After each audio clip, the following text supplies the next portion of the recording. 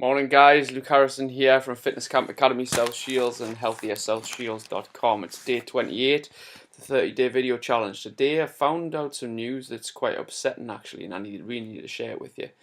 I've been reading through an article from the Daily Mail, which was on November 16th, 2013, so it was last Saturday. Basically, this article is about free-range chickens. Believe it or not, this is free range, right? 16,000 hens in a barn. That is where our free range eggs come from, alright?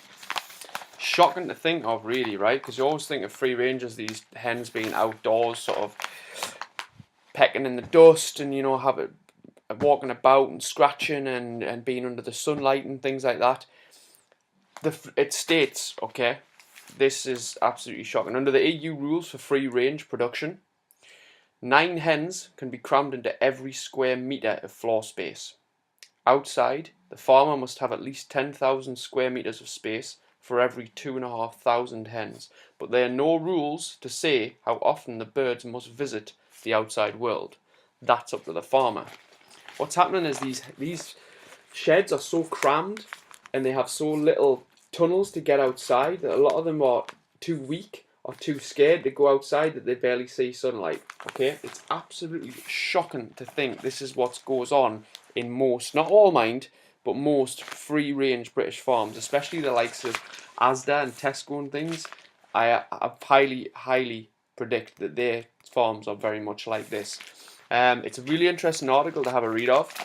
And I was always quite confused about this in terms of free range. I understand that it's better to get free range than what it is for battery hen eggs, but they're saying here that the conditions are still so horrendous. But because it's called free range, we actually believe that we're being ethical and being kind to the animals, when in truth we're really not.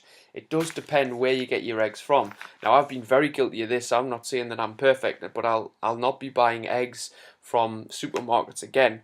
Unless it's from a very trusted source. What the article goes on to say is even like the Happy Eggs brand have been known to have very poor welfare standards, and they pride themselves on high welfare and things like that. So you have to be very careful where you do get your eggs and your free range chickens from. Alongside that, it does say that Marks and Spencers and Waitrose are very good for welfare standards, very high, and pride themselves on doing regular intense checks. And it kind of goes to say, because Marks and Spencers and Waitrose are expensive places to shop, but the fact is, guys, you get what you pay for.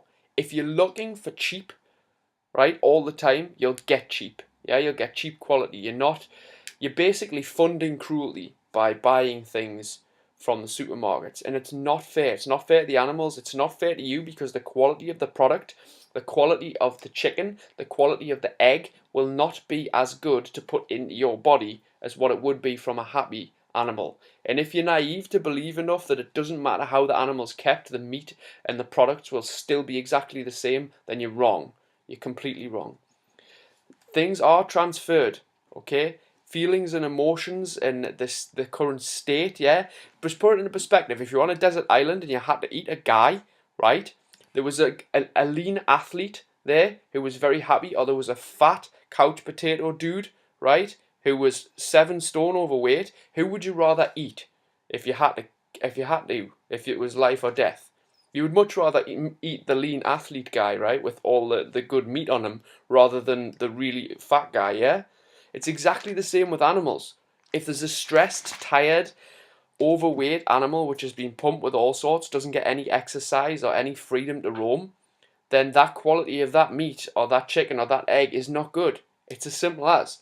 So it does go on to say, like, you can go organic, but organic doesn't necessarily mean that the farms are of a mega high standard.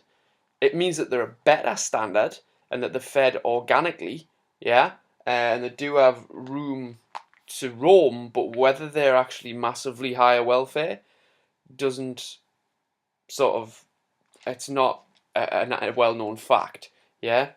It does go on to say that organic egg large costs around 38 pence in a supermarket. A free range costs about 28 pence, right? So you're talking 10 pence difference per egg, and a value labelled egg from a caged hen is 16 pence.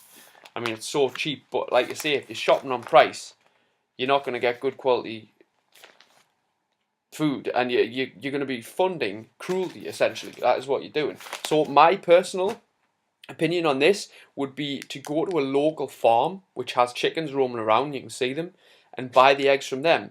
They might cost another £1 a tray, but so what?